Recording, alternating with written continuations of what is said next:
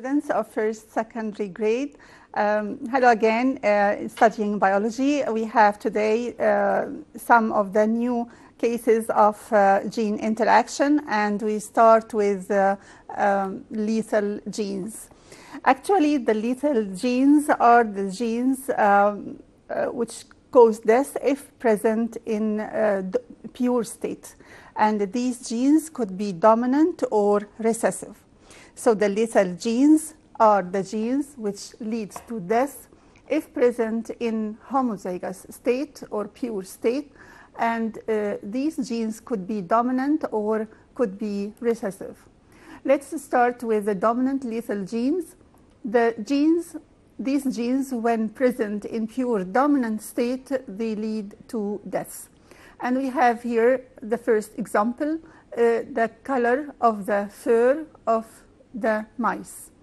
The yellow fur in mice is a dominant gene, and if present in the pure state, it will lead to death. So we refer to this character with the letter Y. So Y capital means yellow, and Y small means gray. So these genes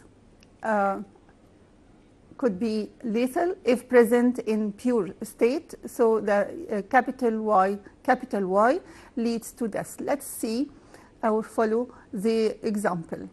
If we met two mice, each of them is heterozygous.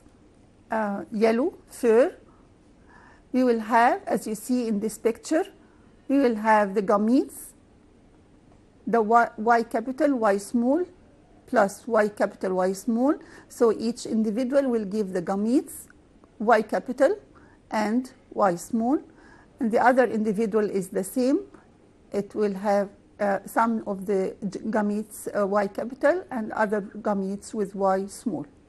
The first generation will be Y capital, Y capital, Y capital, Y small, Y capital, Y small, Y small, Y small. So where is the lethal genes? Yes, this is the one. When it is present in pure state. So the dominant gene here must be homozygous, capital Y, capital Y. But the individuals having capital Y, small y, they have yellow fur, but they are living or survive. And the one who has small y will live, but will have the fur, the gray fur. Another method of displaying this case, these are the yellow furred mice and the gametes. And after fertilization, the new individuals, the new generation, will have Y capital, and this individual will die in the mother's uterus because it cannot continue living or embryonic development due to the presence of the two dominant genes in this individual. And the yellow furred mice, capital Y, small y, and the gray ones, small y, small y.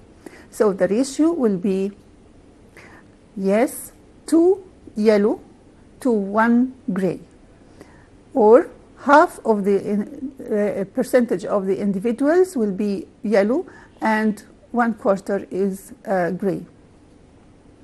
Remember, in case of in case of Mendel characters, we will count the dead one as it has the dominant character. It was a surviving individual. Remember the pea plant? We had 3 living, no lethal genes, so 3 to 1. But here, because this gene is lethal, so it dies, so it is not counted with the ratio, so the ratio will be 2 to 1. Another example of the lethal genes, dominant lethal genes, the bulldog gene, which appears not only in the dogs but in cattle. So the bulldog strain in cattle is a dominant lethal genes, and we will have this example to apply, or as an application of the example that we discussed before. So let's do it with each other.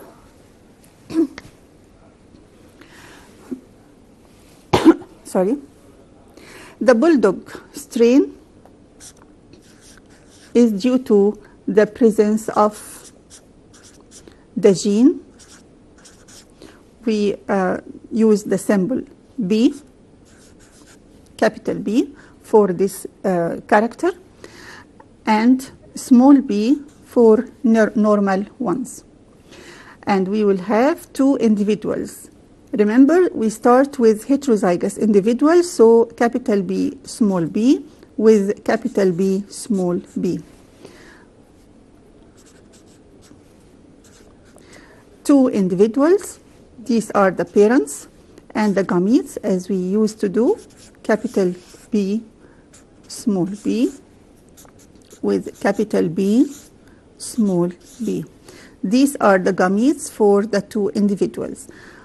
By fertilization and the production of the first generation, they will be capital B, capital B, capital B, small b, capital B, small b, small b, small b.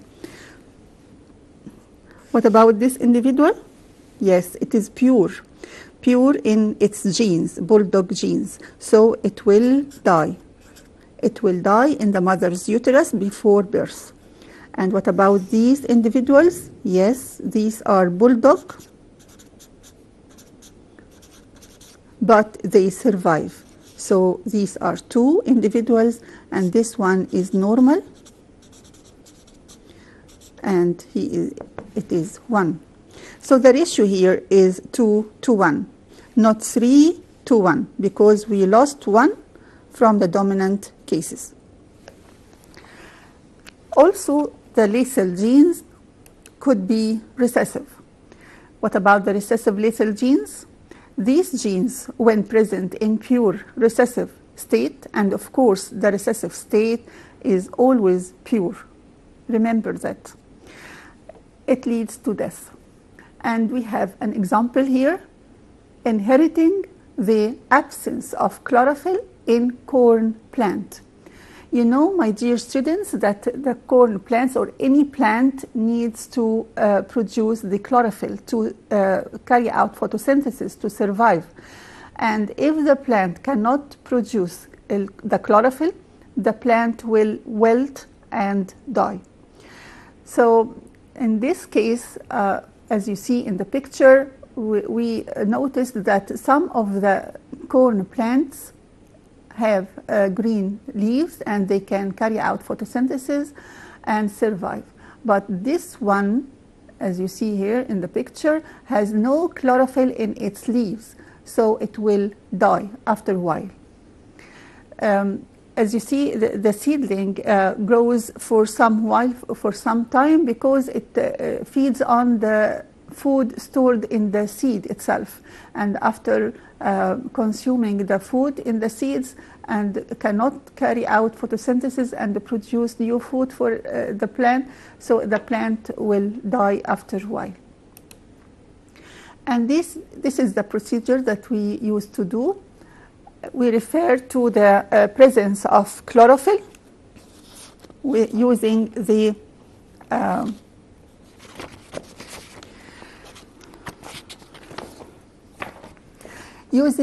C letter. So the presence of chlorophyll is dominant and the absence of chlorophyll is recessive. Okay, so as you used to do in lethal genes, we have two individuals or the same individual, if self-pollination occurs, the same genotype in both individuals. And these are the gametes, capital C, small c, capital C, small c, and after crossing them, the pollen grains with the ova, we will have capital C, capital C, capital C, small c, capital C, small c, and small c, small c. And as you see here, the three of them, the three colored in green, these are 75% of the individuals in the first generation that can produce chlorophyll and can carry out photosynthesis. But the last one, which is 25%, cannot produce chlorophyll, so it will wilt and die after a while. So the ratio here is 3:1. Another example, a disease in man, in human body, which is called infantile dementia, and this disease is lethal in a recessive state. So if two individuals met together, they will produce 3 survive and 1 will die. Let's see in details. This character is represented by this letter A because it is recessive character, and the A capital is normal. So if you will have two individuals, of course, will be heterozygous. These are the parents and the gametes, capital A, small a, with capital A, small a. The first generation will be capital A, capital A, capital A, small a, capital A, small a, small a, small a. Okay, so this is the crossing between the two individuals, the two types of gametes in the two individuals. Yes, as we used to do. What about this one is normal, and this one is normal, but this one has the disease and will die. So these individuals will survive, but this one will die, and we put 0 for nothing. So the ratio here is 3:0. Actually, my dear students,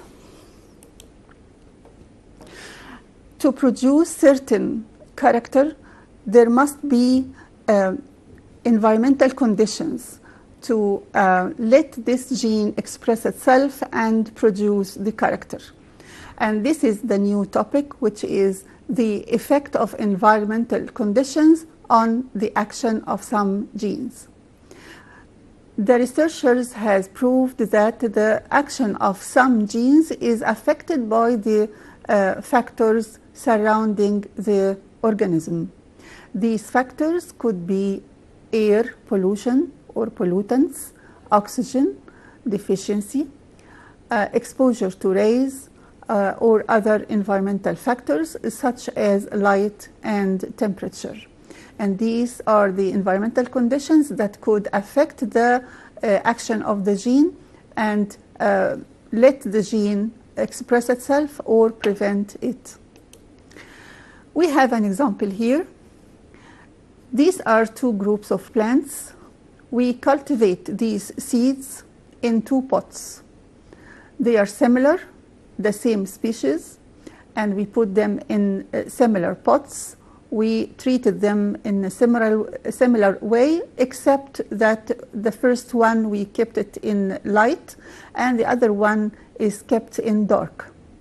And as you see, the first one that I'm pointing at, this one, is kept in light, so it has the environmental conditions such as light to affect the plastids to be green or to produce the chlorophyll. So this plant is normal and can survive normally. But the other one has no chlorophyll, as you see, because it is kept in dark. So it lost the environmental condition that affects the gene, the chlorophyll, the gene for producing chlorophyll, to express itself, so that it has no chlorophyll. And what do you expect then? It will die. And we can summarize this part by using this equation. We say that the gene plus environmental conditions, suitable environmental conditions, will produce the character. So if the gene is present, but the environmental conditions are not present, like the example that we explained before, the seeds the seeds that we kept in dark, so the character did not appear, or the chlorophyll did not appear, and the plant will die after a while. But if the gene is not present or in recessive state, and the environmental conditions were provided for the plant, the character also will not appear. Remember, in case of the recessive lethal genes, that the gene were recessive in corn plant and cannot produce the chlorophyll. But this plant was cultivated with other plants, the seeds were cultivated with other seeds, and the seeds with the recessive gene for chlorophyll did not show the chlorophyll, and the other seeds grow with chlorophyll in their leaves, and they could survive. So these plants with the recessive gene of chlorophyll could not produce the chlorophyll. So the presence of the gene and absence of environmental conditions, the character will not appear. The recessive genes or the absence of the genes, even if the environmental conditions were there or provided, the character also will not appear. But to show the character, or to get the character, there must be gene in dominant state and the environmental conditions provided, so the character will appear.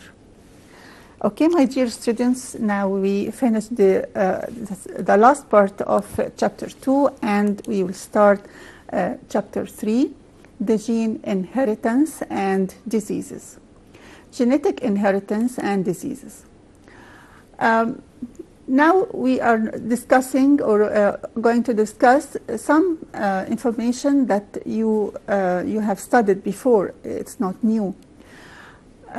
Sex determination in human. How can you explain that the man is responsible for sex determination of the fetus? Actually, remember that the somatic cells in human being contains 46 chromosomes, and these chromosomes are divided in two groups, autosomes and sex chromosomes. In males or in men, the cells contain 44 autosomes and the sex chromosomes are XY. But in females, 44 autosomes and the sex chromosomes XX. Here is the picture, shows the chromosomes XX and XY.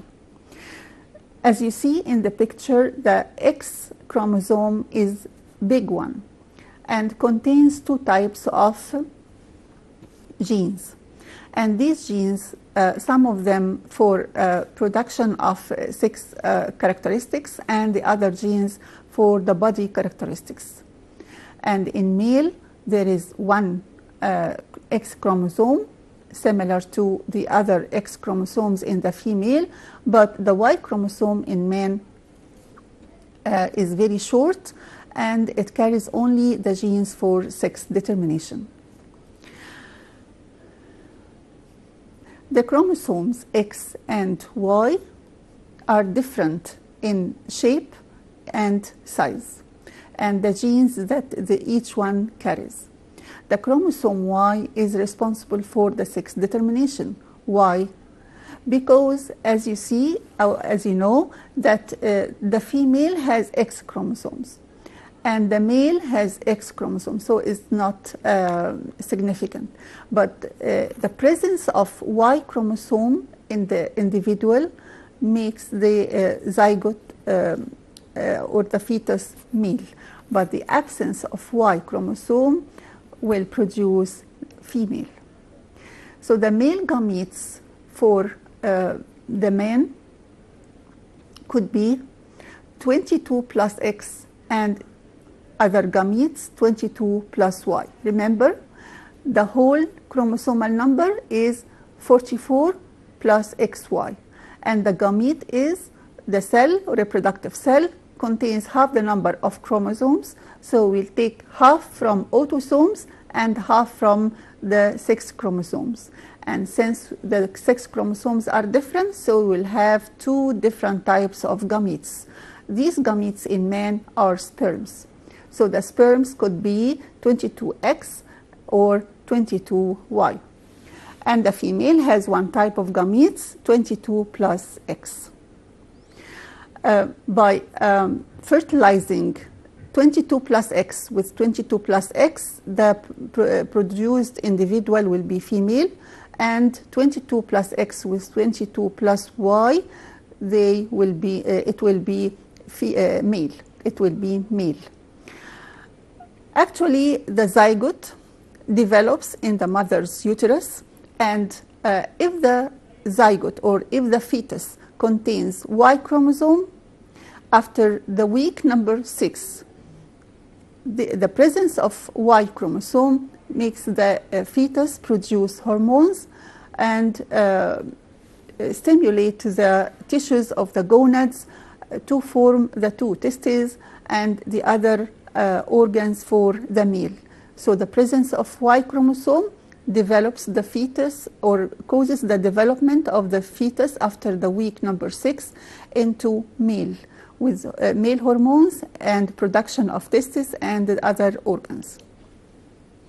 But if the Y chromosome is not there in the fetus, so the fetus remains after the week number 12 and produce the hormones that stimulates the tissues of the gonads to form the two ovaries and the other female genital organs. Actually, my dear students, unfortunately, we have no time to complete, so we'll complete next time, inshallah. I hope you could benefit from this episode, and until we meet again, goodbye.